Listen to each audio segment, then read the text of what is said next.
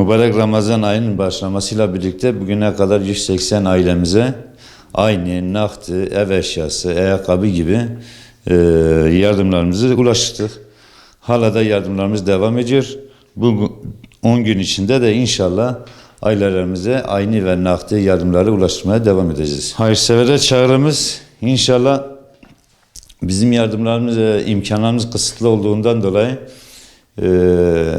bize yardımlarına aynı ve nakdi olarak bir şekilde ulaştırırlarsa biz bunu muhtaç, mağdur ve yetim olan ailelerimize ulaştıracağız. Şimdiye kadar da yapmış olduğumuz bütün yardımlar hayırseverlerden gelen yardımlardır ve bundan sonra gelecek olan yardımlarımız dahi yine hayırseverlerden gelen yardımlardır.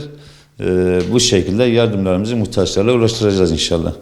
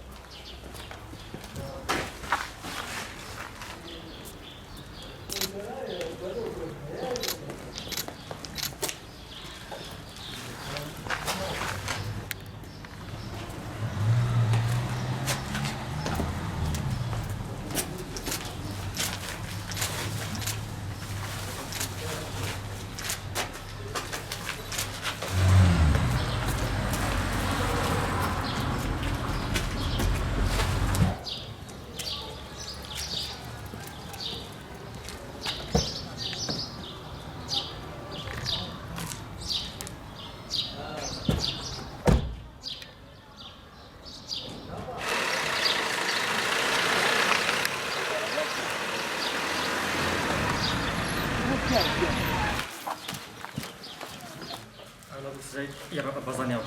Teşekkür ederim. Allah razı olsun. Rabbim hepsi yardımcısı istedim. Ramazan yardım. Allah razı olsun abi. Allah hayrınızı kabul etsin. Rabbim birinize bin katsın inşallah. Hayra vesile olan da hayrı yapmış gibidir. Rabbim hayrınızı kabul etsin inşallah.